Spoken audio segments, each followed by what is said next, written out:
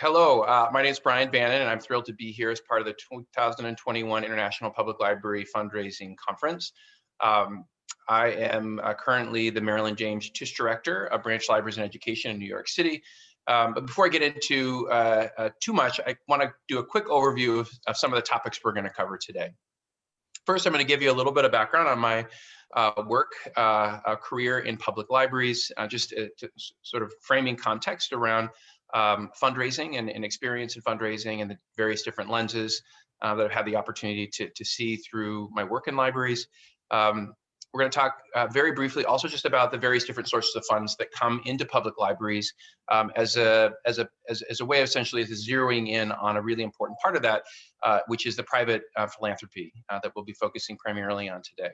We'll be talking a bit about how we in New York specifically are cultivating investment, and then how we take that cultivation to actually, turn into actual contributions to our mission and our work here in the city. I'll cover a few great examples of work that we're doing as we're exiting the pandemic, or hopefully that will drive important community outcomes here in the city.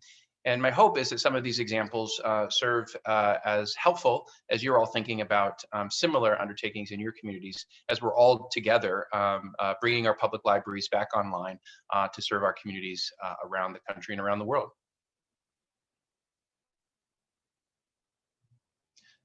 So I started my career in public libraries actually in Seattle at the Bill and Melinda Gates Foundation, working on their public library initiative first in the United States, and then was part of a team that supported the global strategy.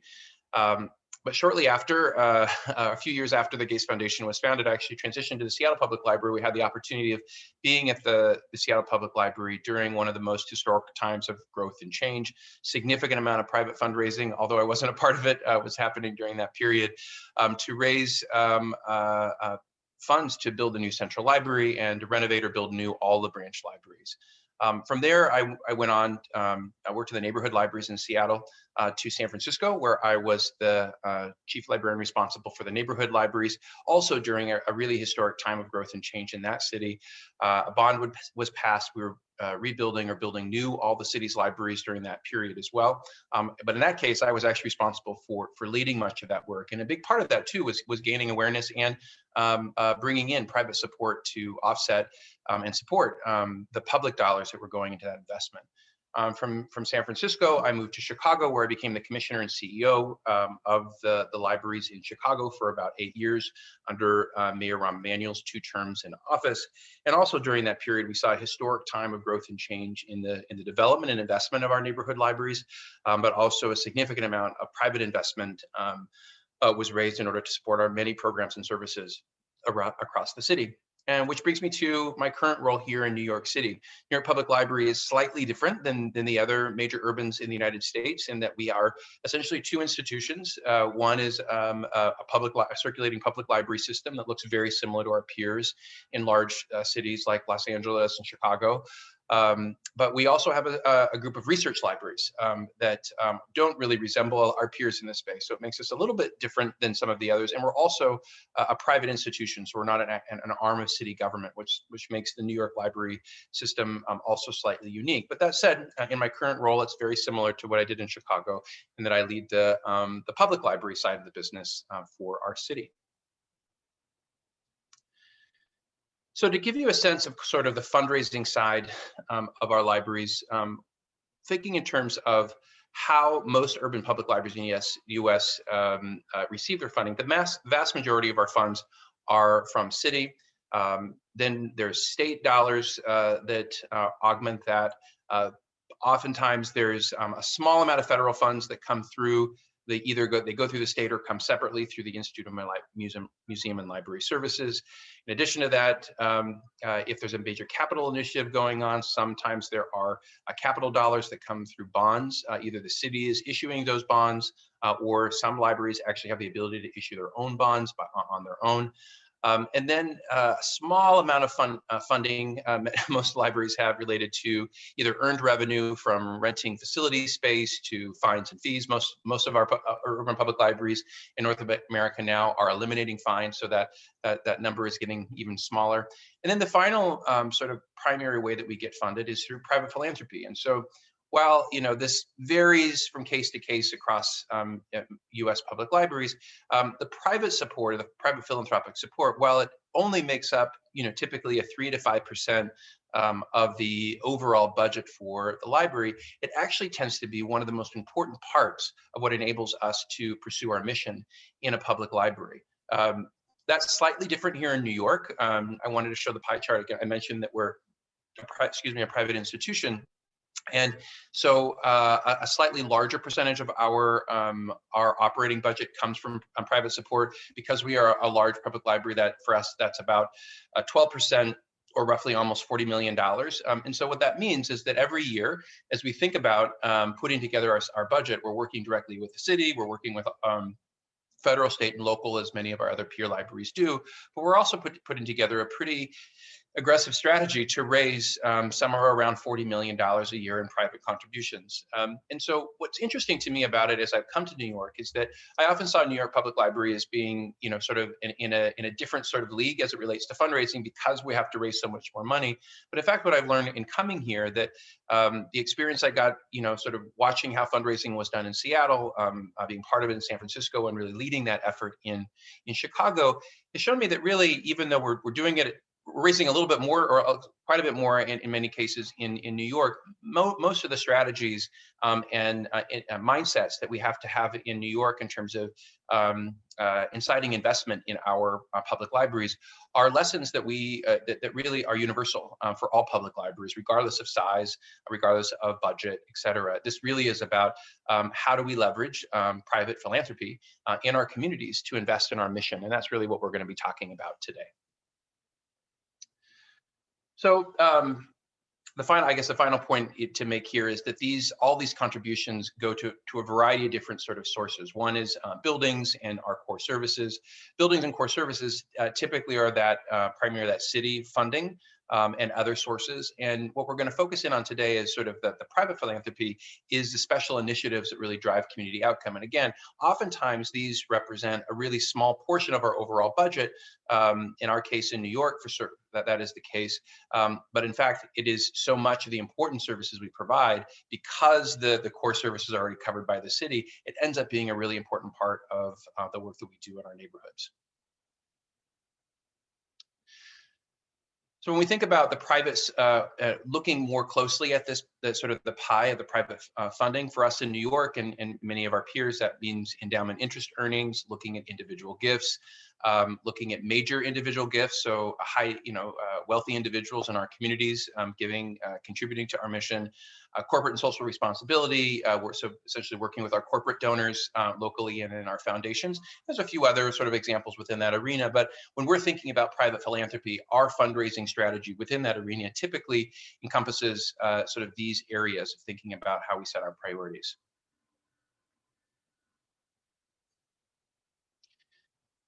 So moving to the area of, so how do we begin building the case for investment in our targeted programs and services that are really a priority for private philanthropy?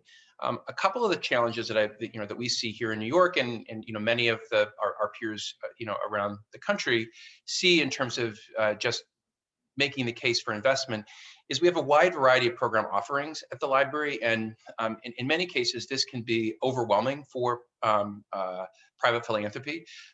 It's not unusual to find a library that has potentially 10 or 12 individual programs that are all tied to their early literacy efforts. Or similarly, when you think about school age kids, there's probably 5, 10, 15 individual programs that a library might be running at a given time. When you magnify that across all the various different age groups, sitting down with a donor and trying to talk in a really concise way about all the things that we're doing, because we do so much as public libraries, can be a bit overwhelming and can appear as a bit fragmented and hard for a potential investor to see where their investment is going to have the best sort of impact. And so sometimes that actually becomes a significant barrier for public libraries in just getting investment in the first place, because we have too many things from the point of view of the funder going on at once. It's hard for them to understand how to focus their investment on an outcome that they're trying to achieve. Another piece is that when, in public libraries, particularly when it talks about the targeted programs and services, increasingly are playing in a space where there's fierce competition, and this is competition with our peers and potential partners. So this is, in some cases, Boys and Girls Clubs or YMCA's. This is also the big cultural institutions, museums, the schools. And so as we think about sort of how we best leverage our positioning in this space, it's really important for us to think about maybe competition isn't, that doesn't seem like a very friendly word, but it really is, important to understand that there are a variety of different players in this space that we are occupying.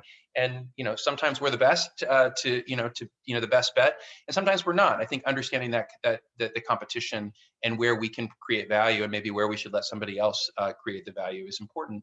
And then finally, one of the other big challenges that we have in public libraries, again, because we do so many things, is a clear articulation about how those things that we're doing in our communities are really aligned well with the priorities of our city.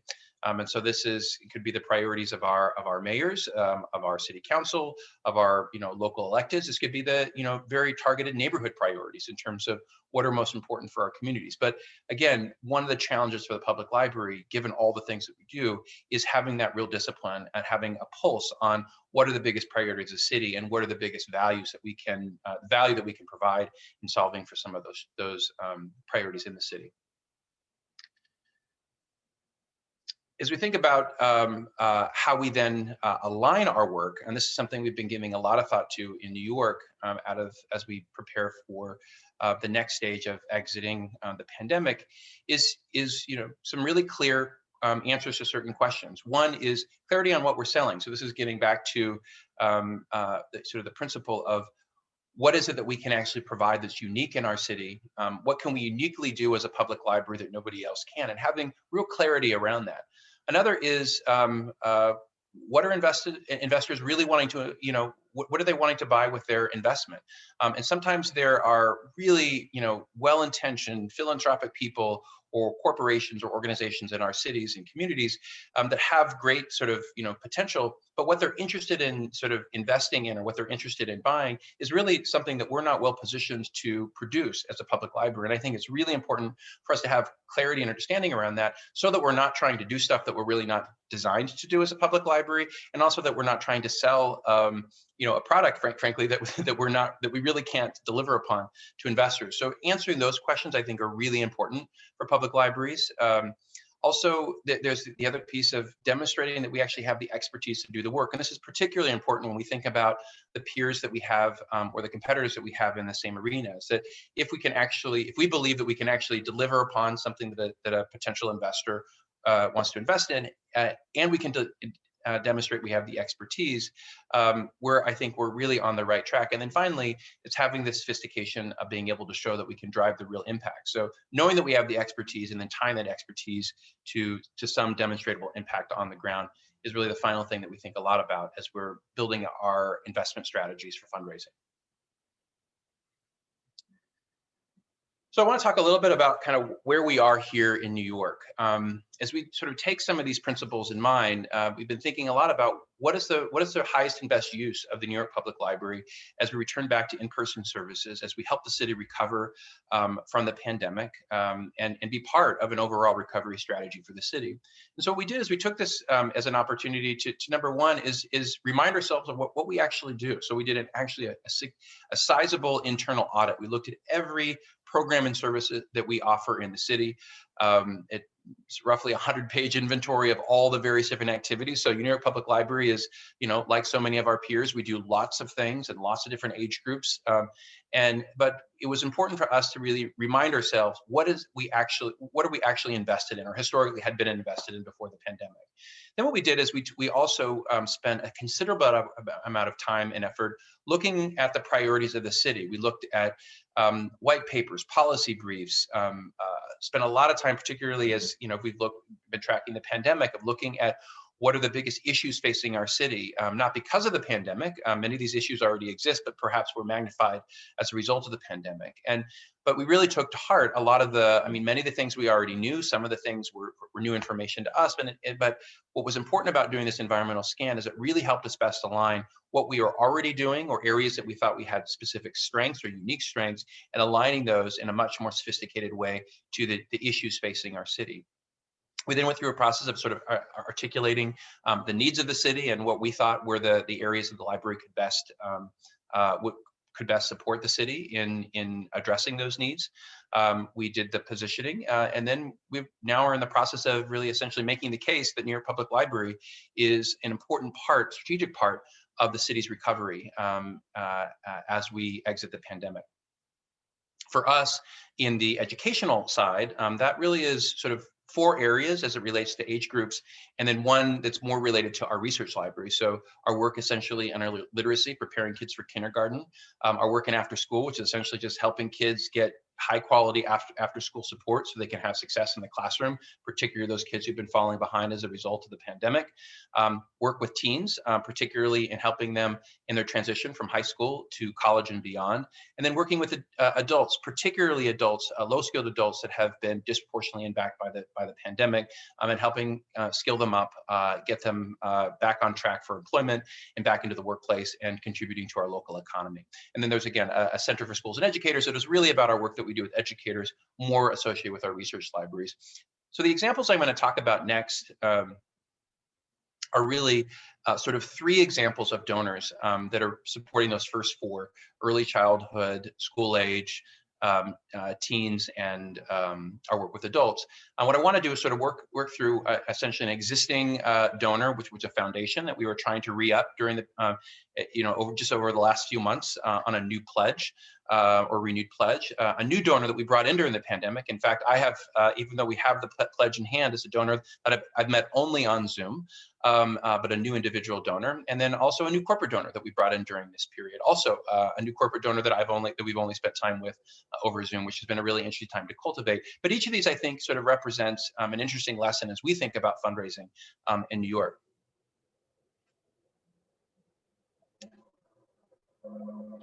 So the first one, in terms of the re-up of an existing donor, this was a longstanding donor that was, giving a significant, 7-figure gift to support our in-person work for English as a second language instruction and a small amount of technology skill, all focused on in person.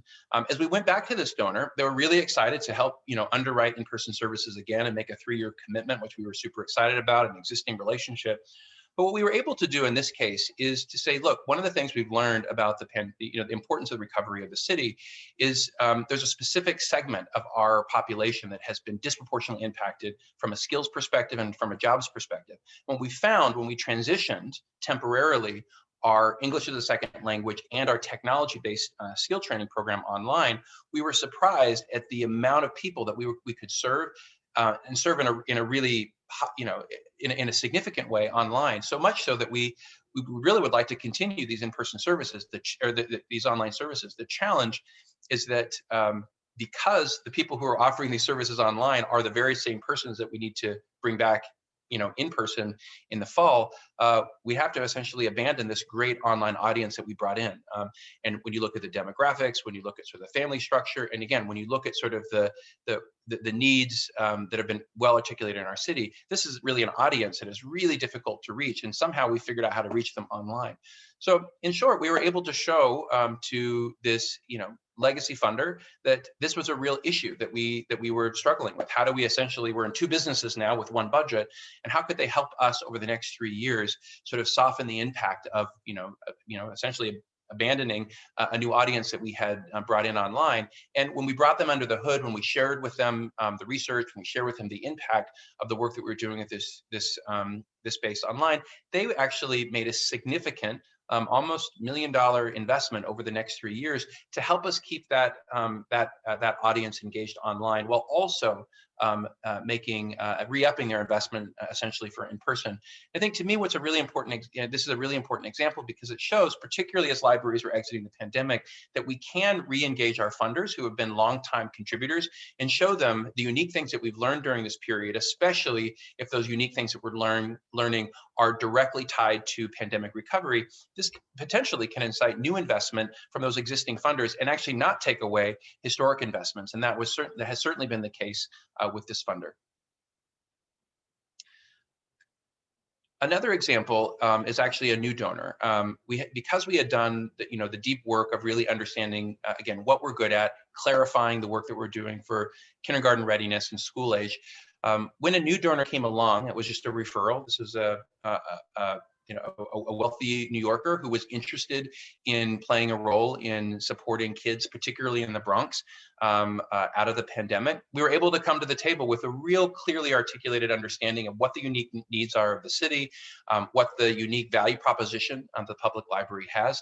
And in this case, that was compelling enough for this donor. She made a first-time major gift to the library, and in her own words have said this is a down payment on a long-term relationship. Again, in this case, I don't want to oversimplify it, because we were able to be very focused on what it is that we can provide. We were also, we didn't provide hundreds of different sort of programs and services that sort of confuse this donor. We were able to say, hey, look, this is about helping kids prepare for kindergarten. And this is about kids who are already in school finding success in the classroom. This sort of the simplification of our messaging, combining that message with the unique needs of our city as we exit the pandemic, were compelling enough to this new donor, where she made a major multi-million-dollar, 3-year investment in these programs in an area of our city that really mattered to her. The final example is one with a corporate donor, and I think that to me, why this is a good example for us, and we're still in the final stages of securing this gift, is that part of that process of being clear about what we can actually do, what is the value proposition, what we can actually deliver, and having clarity about that from the very beginning, I think is really important when we're thinking about this major corporate donor that we're bringing into the fold to support our work with teens. Is we had done the work of looking at internally about what our skill level is, what value we can provide in the area of teens, particularly in post-secondary opportunities. We looked at some of the biggest needs facing teens in our city, and how and the kinds of services that would best be, would best support teens on their path.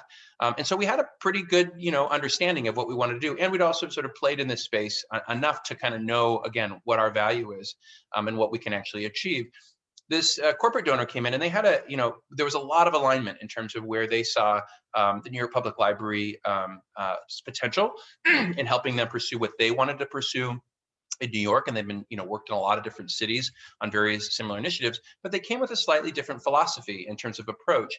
And I think for us, what was important about us having clarity on what we thought we could do well versus what we really couldn't deliver upon, and being able to bring that to the table, what we found is there wasn't full alignment, that essentially the outcome that they were looking to buy, so to speak, or the impact they were looking to drive was different than what we really thought we could deliver upon. And so we went through, I think, a really healthy process with this prospect to talk about how we, essentially strike a balance in terms of what their sort of the impact that they were looking for and the impact that we thought that we could actually drive. And ultimately, we found, we think, a really good compromise. We're still in the final stages of securing this gift, and this gift will allow us to do, we think, really important strategic work with our teen-based audience.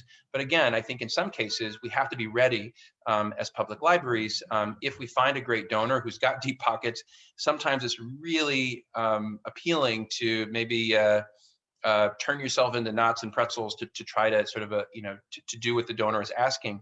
But I think in many cases, that is not the right thing to do. And in fact, it can take us further away from our mission and potentially position the library to do a set of services or offerings that we're really not really designed for. And I think in this case, it was a good exercise in us sort of holding strong to what we thought we can do, finding the right balance with a prospective donor. And we think we're going to come out on the other side with a really strong gift, but also confidence that we can actually achieve and deliver upon the outcome. So in closing, I think sort of the top line message here is that public libraries, I think we all know, are such a critical part of the fabric of all of our communities across the country. And whether we're a one branch system or a 100 branch system or somewhere in between, we are an essential part of the recovery of our communities as we come out of the pandemic. Something we thought a lot about in New York in terms of how we best position the libraries in general over many years. All of that work, we think, can be leveraged as we begin to look at our city's recovery. And I think in terms of this unique moment for public libraries, I think as I talk to colleagues around the country and participants, particularly those of you who are raising money on behalf of your libraries, we shouldn't lose this opportunity to really make the case for libraries as an essential part of our community's recovery as we all return back to a new life and hopefully a better life for all of our community. With that, I want to thank everyone, and I'll be open for questions. Thank you.